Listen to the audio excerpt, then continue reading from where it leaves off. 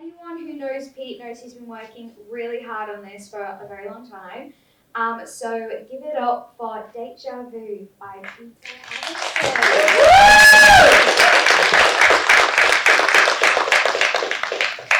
Radio. So that was great. I'm sure everybody enjoyed it just as much as I did. Do you want to tell us a little bit about how this all started, the inspiration for it, like what the process was like? Give us a little bit of a rundown. Hello everyone. So, the film was made for my final project of undergrad BATAR, and it was originally pitched actually before that in the Drama Unlimited module, but it was rejected. So I thought I'm going to try and pitch it again, and it got made, and it won the BAFTA award. Yeah. So. What was your inspiration for it all? Like, where did the idea come about? Because it's an interesting concept. Groundhog Day. Ooh, a good one, yeah. What was one of the most kind of challenging parts of putting this all together? Because it took a while, didn't it? Like you were very much invested in it for a very long time. So give us a little bit of background. Well, I think the most challenging bit. I mean, these guys can probably answer as well. But do you remember the last shoot day we did, and the camera had 3% left on it, and we still had a scene to do. So that was quite challenging. But we did it. We got some bits shot on the iPhone instead, which I hope isn't too noticeable with the hammer scene. So that was pretty challenging. And also, the scene that we did, all the stuff on the hill, the SD card was full, so we had to all run down this massive hill. It took about half an hour to walk up anyway. Get a new SD card from Tesco, and then come all the way back up again. And then we found out that actually the SD card would have lasted us the whole day anyway. So that was an experience that we went through. What do you think, first of all, another good question is, why these guys? Out of everyone there was, why these two? Why not? There's got to be a good reason. Well, we had a really good cast, and they all dropped out the night before. Oh, great. No, we did some auditions. It was during COVID, so it was on Teams, wasn't it, at the time? And we did, I think, 2 full days of auditions. There was about 20 actors for the main guy that auditioned. So yeah, and then you got it because you were the one that. And also we wanted to see how they all worked together. So I remember we got you back to do some rehearsals with the other guys to see how you would all play off each other, and we got a good punch. And Nina's done very well for herself since, and you guys have as well. So yeah. Amazing stuff. Right, well, I'm gonna put you guys in the hot seat now and ask you some questions. Here we go. So is this kind of have you guys done this for a while, or is this your first kind of big project that you've done? Give us a little bit of background on what you've done. You choose first. Yeah, I'll go first. So I was in my last year on an acting degree when the whole thing came up on Twitter to audition for this. So yeah, I was just sort of coming up the tail end of that. I'd done a bit of camera work before, but this was the first actual, I guess, bit of work since I've started training. Yeah, that's my story with it. I was sort of, I don't have any experience, as I'm sure you can tell. I was I don't get it right now. But it was, it was first year, and like a lot of it was in lockdown, and I was very bored. So like, I was like, I don't know. And then I did a bit of acting in school, and I enjoyed it. And then I saw an email come up about it, and I thought like, oh, I'll audition for that. Something to do. So I auditioned for it. Yeah. Did you know Pete before or no? No, I did not. No. But I would just say that's kind of the nice thing as well, is that we've kind of kept a friendship since then, which is one of the great takeaways from this. Is that we've been to comedy nights together and we've been to parties together, so it's been nice to be able to, sometimes it's the best bit about working on films, isn't it? Awesome stuff. Were you nervous when you reached out, both of you, to kind of take part in it? What was the audition process like? So it was over Teams. So I can't remember. So I did a script read with like just you and the crew. Was it? Yeah. Yeah, I think it was you. I think the people we had on was me, and then Faye, who was the first AD, and Molly was there. A few other people were there anyway. Yeah. And we didn't have as many people for Kev. That's not to say that you were, But what we're going to say is that you were great when we cast you. I remember we were on WhatsApp while we were on the audition, and there was like 2 or 3 people that just texted "wow" after we did yours, because yours was really good, and you got the kind of. I'm not saying it's a comedic film, but if there was any comedy in it, you definitely got that. So yeah, you're really good at it. And it's the hardest thing, I think, comedy to do. So you did a great job of it. Thank you very much. Yeah. I think I answered that for you, didn't I? I forgot the question. What was the question? What was the audition process like? Oh. Like, were you nervous? Yeah. On well- Zoom, how many people were in the Zoom meeting? So I think it was obviously you, Pete, all of the crew, and then I don't know. I can't remember if this was the first audition or after a couple, but there was definitely one where it was like me and like 4 other people auditioning, and that was really like weird, I guess, just like Because we did 3 different. So we had like some sort of shortlist auditions. Didn't we? So we had 3 Wills and 3 Kathys, and then you were there for all of those, I think, to read in. Reading, yeah. So we had 3 against each other. We tried out every single different combination out of those 3 guys and girls, and so we ended up with. What stood out about Sam? I don't know. I think he was just the most. I mean, there's lots of things that come into it, and I remember I got you to fill like a form tonight before you did the auditions, some sort of like preparation form thing. So a lot of it is like other stuff you've worked on, and your availability to just play a part in it as well. Not saying that was the main reason I picked you, but your availability to play a part. You're available. And lots of other things. I mean, you were very good against Nina, and you just worked really well with the script, and I could tell you knew what we were going for with it. And you were local and lots of other things. Yeah. take that. What was it like? Obviously winning the BAFTA as well. Were you really? I'm sure that was a really proud moment. Were you expecting it? I saw your speech and everything. It was really good. Speech. So tell us a little bit about that. That was a very good experience. I actually didn't know beforehand if I was going to win or not, so it was quite kind of nerve-wracking because, like, a lot of those categories on that BAFTA night had like 3 different people that were up for the award, whereas with that one it was just me and one other person. So with that there was 1 winner and 1 loser, which I thought was a bit tight. I thought you should put at least 1 more person in there to lose. So they had an extra person you wanted to be. But it was really nice. Like it was kind of like again really nerve-wracking getting up there and give a little speech and stuff. But yeah, it was just a great experience because I feel like anybody that works in like TV and film or even like short films or uni projects or whatever, I feel like there's not a lot of recognition that goes about when something's worked or when people like something that you've done. So it was really nice to have that recognition. And I'm not a very emotional person, but I did break down in tears after because it was just such a happy moment. Like it was so nice. Like I had lecturers coming up to me saying, "Oh, well done, Pete. You really deserve this," and it was just nice. It was a nice evening. Radio, I have some quick fire questions. So, first of all, I want to know, before we get into that actually, what was one of the most like memorable moments on set? You're filming, you're enjoying your time, like what's something that really stood out for you two? Well, it's funny, Pete, you Taking his shirt off. Yeah, that was it. I mean, it's funny, like you mentioned like about the battery running out, the SD card, everything like that. Like I mean, it was about a year ago now, but I completely forgot about all of that. Like I remember it being a long day, but it running like really. I was so impressed at how smoothly it ran. And it's just like a really nice time, and like I didn't know if you just like sheltered me from all of the chaos, but I was like, yeah, I just had a great time. I mean, I think the most memorable thing for me was the first time we met. Was in person, was filming those scenes in the bedroom, and having to climb into a bed. I know it was. Cool. I know. Having to climb into a bed. When I told you to take your clothes off at that point. Yeah. And then having to like have all these cameras and lights on me, and there was about a dozen people in this room. That I've never. It was a small room as well. It was a very small room. It was very intimidating, but it was a great way to break the ice. I guess I had fun. So yeah. What about you? Memorable moment. I think probably just all the stuff filming on the hill. What is it? Holcombe Hill?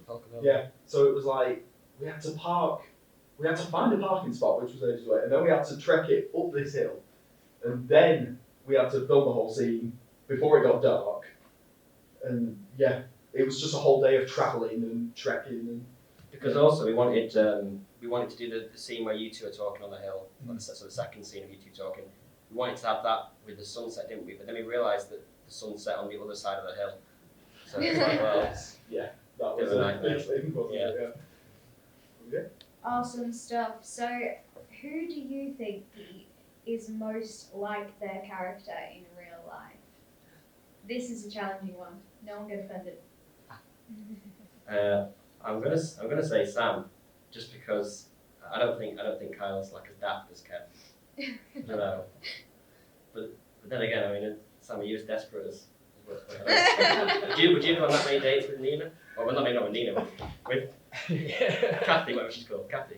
I mean, I don't know. Like, oh, sorry. You know, if I'm stuck in a time loop, which hasn't happened yet, but when it happens, I'll let you know, and you know, we'll see, we'll compare. Who was most likely to forget their lines on set when you were filming? Yeah, actually, yeah, I forgot about that, but yeah, we had. Yeah, Pete's one scene wonder. He could not, bless him, could not get this line right. It was a few takes of him walking up and being like, "Can we go again?" I really want to stress with this scene actually, because I feel like it's important for me to say that I did not write that scene with the intention of me playing the hot guy at the end. Right? I wrote that. I wrote that scene. You played it perfectly. Thank you. I wrote that scene, but I thought I can't really pay for someone to travel just for one scene. So I thought I might as well do it. Yeah. But it was never a vanity thing. But it was the perfect ending. Thank you. Aww. And one final question is, we'll say, what was the most challenging for you guys, filming wise? Like, what scene was probably the hardest for you? They're like nothing. Everything was easy. What do you mean? I think probably like nothing was really challenging. Like the production was like it was great. I think it was just obviously on the hill you had all the wind noise, so then we had to come back in and ADR for. I think that scene, most of it, I think was ADR in the end because obviously you can't account for Manchester weather, can you? But yeah, I'd say that was mine. I think for me, it was probably the scene where we're doing shots, just because there was one line in it that I couldn't say with a straight face, and I remember actually asking you if we could cut it because I couldn't. Which line was it? It was cool beans. Cool beans. Cool beans. Then I can't remember what Nina. She says like, "Oh, I'll just be outside," and I'm like, "Cool beans." And I was like. But then that became a little joke on set, didn't it? Because we kept saying cool things to each other. Yeah, I mean, I think it works in the final product. It's great, but just at the time, I was like, I've never said cool beans in my life. But it was So that was a tough line. What's your guys' biggest takeaway from this whole experience? Obviously, you got to know each other and everything like that. But what did you walk away from filming with? 31 fortune cookies. That's what I walked away. Yeah, all those Christmas crackers. I think it is just obviously.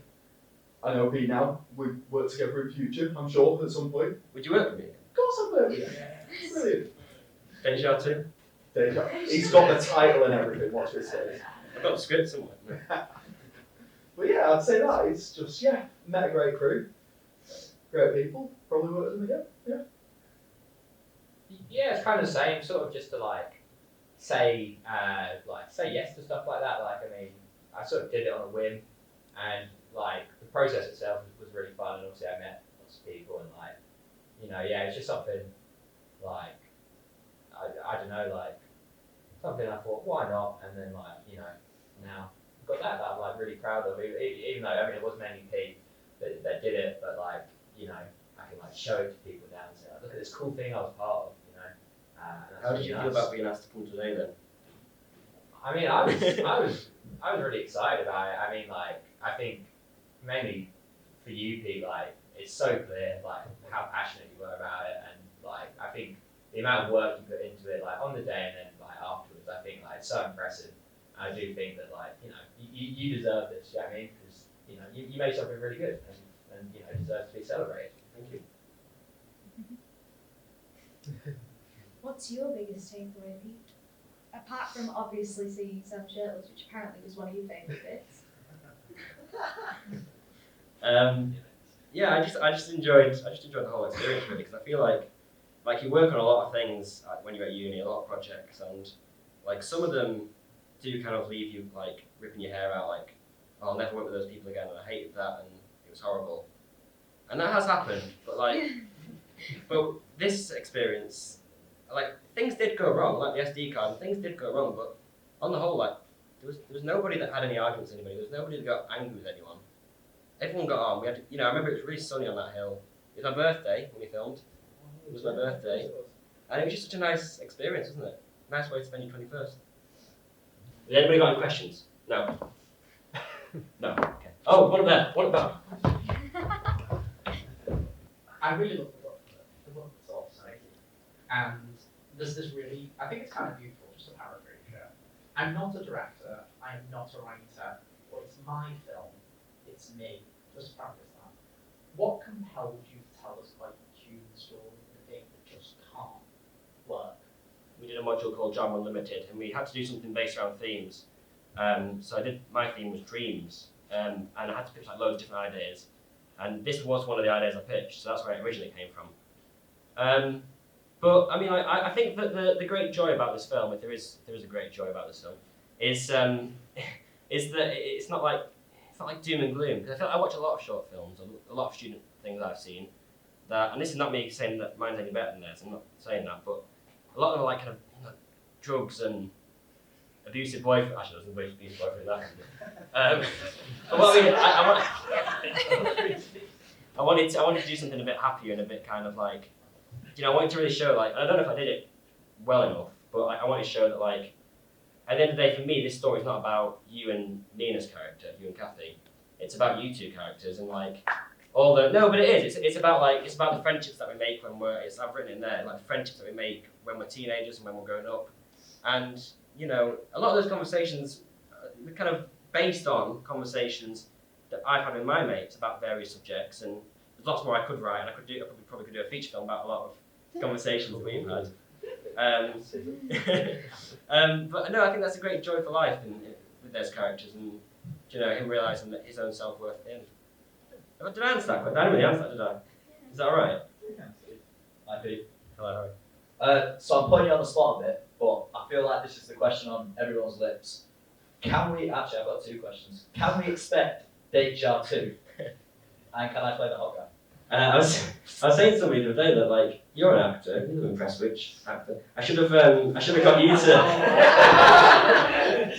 I want to respond to that. I don't know if you could work as the hot guy. That's something wrong. I mean, me and Pete go back so long, and obviously, when I auditioned, I always said to him that Yeah, because you auditioned as well, didn't you? Yeah, and I was saying because obviously the whole idea. I don't want to say it's all my idea of the film. No, listen, we've known each other for so long, and I've actually worked on another project with Pete. And I can say, and I'm sure these guys will agree, that he is a phenomenal director, and he is really good and very, very easy to work with. Obviously, I've known Pete a long time, but you guys found out, for the first time, didn't you, that he's obviously very good. So, if it came to Deja 2, I think we could get a good series out of this. The thing is, I've got space. I was a partner. I actually, I would have no issues in making a sequel. I did come up with a very rough idea as a joke ages and ages ago. I would have no issue doing that. But the thing is, I feel like these guys are just sick of me dragging it out, and 1 year later being. But if these guys are up for it, and I had the time and the equipment and the people working on it, I would have no objection to that. But I don't think it'll happen. Well, actually, at the end of the film, I think it cut out because of the projector thing. But right at the end, it does say Will Starkey will return in Deja 2. So I have teased it. I don't think it'll happen. It has to happen. I don't think it'll happen. Who's next for a question? I've actually got one. Oh, you've got one? Yeah, I've got one for these guys. Oh, nice. So how did working on Deja Vu compare to working on other short films or other acting gigs? Have you ever? Because I was talking to George, who plays the abusive boyfriend in it, and he was saying that he's worked on stuff where he's turned up and like people have not had a clue what's going on, and he's almost been signed up for things that he didn't agree to. And did you feel like you were getting what was sold, what I pitched to you, or? Yeah, I think it was, like obviously with student films and short films, you always got a bit of figuring it out as you go along. I think that's the case for any, but no, I think it was pretty on the money for what you pitched it as. Yeah, so it was all good.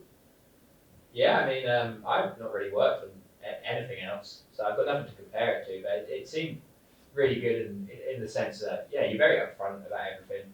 I remember you ringing me up like a week before shooting and being like, I want you to know so you're not uncomfortable on the day, but I was hoping you could take your shirt off. and like that was fine. But I feel like maybe I know, and I was like, yes, amazing. No, but like I feel like maybe if I did turn up on the day and you were like, oh yeah, by the way, take it off, I'd be a bit like, whoa, okay. So like, it The was, camera wasn't even turned on at that point, was it? yeah. So yeah, like I don't know, very, very professional, very like upfront about everything. And you bought us chips on Oh, we had on big the, fish on and the, chips. on the final day. So that's gonna win me over. You know what I mean? You could have treated me like shit and you bought me chips. So it's fine. What's next for you in the pipeline for your filming career? I know five major projects. Deja vu. Apart from Jason, Deja 2, what's next? Do you reckon? I don't know really. I mean, like, I've kind of written in that booklet that, like, I feel like a lot of people that work in this industry, like, there's almost like some imposter syndrome where, like, you don't feel like you're good enough or you don't feel like you can do it. But, like, that's one of the great things about doing this film and winning that BAFTA award was I felt like I had the confidence to keep going. Because, like, I feel like lockdown got me down a bit. I was like, is this the right industry? Should I be working in a shop or something? So I've got the confidence to go on now, I think. But in terms of what's next, I don't know. I'll have to obviously do my master's degree now, so we'll see what happens after that, and we'll see where we get to. I mean, I never wanted to direct this film. I would have actually preferred if somebody else had directed it, but we had to produce, direct, and write that film. But what I really like and what I really want to do is casting, because I love working with like people like you guys and actors and doing auditions and stuff like that. So I'd love to do more of that, but whether that'll happen, I don't know. How did you decide upon the locations for film? And where did you film in Salford?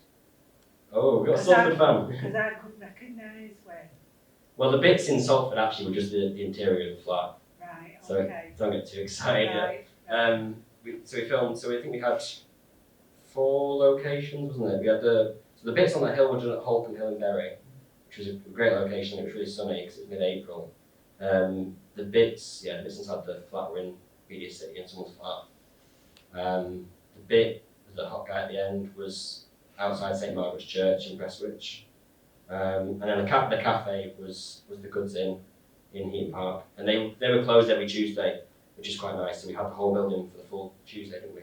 While it was closed, which is good. And that's one of the reasons I think that we did so much in one day. Because if we hadn't, it would have been like another week, and it would have been difficult to get them back. Thank you, Francis. Hi. So, I was just wondering, after watching the film, was there any parts that you would have liked to include or got rid of? Well, there was quite a few bits that were put back in for the extended cut, which people had told me not to put in, like the hot guy scene. But the script originally, I think, because it had to be, 7 to 10 minutes, the original film. And I think my original script was something crazy, like 15 pages. So much had to be cut out. I mean, we wanted to do, I don't even know if you know about this, you might not know. We were going to have it so it wasn't hit by a hammer originally, it was run over by a car. You didn't know that? When we had a drone to get a shot of the car knocking you down, and but it was good. I thought it was going to be good, but the problem was it's just risk assessment, isn't it? It's just making sure that we've been safe for everyone.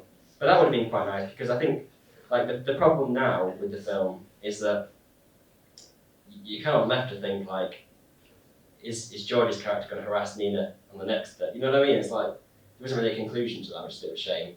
Maybe my character should have beaten him up at the end. Maybe the hot guy should have beat up with the hammer. That guy.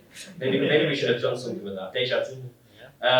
So I think it was a shame the car crash scene didn't work because I think it would also give more of an impetus to getting himself killed to go on the date. Because I think the original idea was he was running to get to the date, and because he was running and not looking where he was going, he got run over by a car, which I think works better in some ways because that would have happened either way, wouldn't it?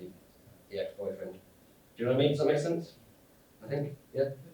Hi Pete, as your mum, I just want to know where I invoice you to for the transport costs. Number 2, I just wanted to say, having been involved helping you kind of with this project in terms of transport and some of the cake on the day, I just wanted to say what a great group of young people, particularly during COVID, you all are supporting people. So, thank you to whoever was involved that day. As an observer, as somebody that's not involved in this industry at all, what a great group of young people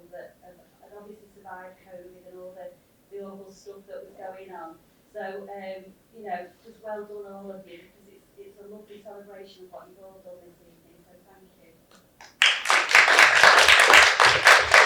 Well, thank you as well, because I wouldn't be able to buy the shirts and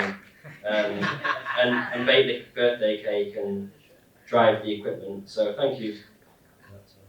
Thanks to Jack as well. Jack drove some of it. I must say thank you. There's one thank you I haven't said yet. Actually, I really would like to say is thank you to Charlie at the back, because Charlie really has. He's sitting at the back because he really has helped turn this edit around from the original one, which I think it wasn't great, to something that's not great but a little bit more great. So thank you for spending a lot of time helping me edit it and tweak it and.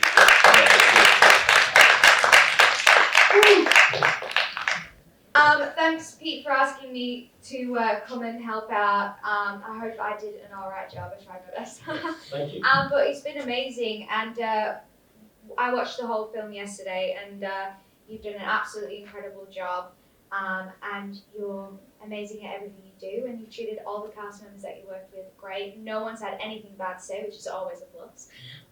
But yeah, thank you so much. We're all very happy that you invited us here to enjoy your film with you. Another round of applause.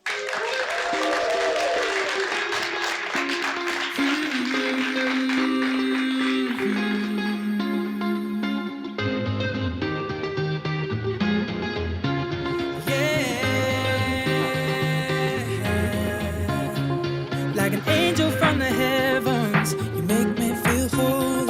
I was made for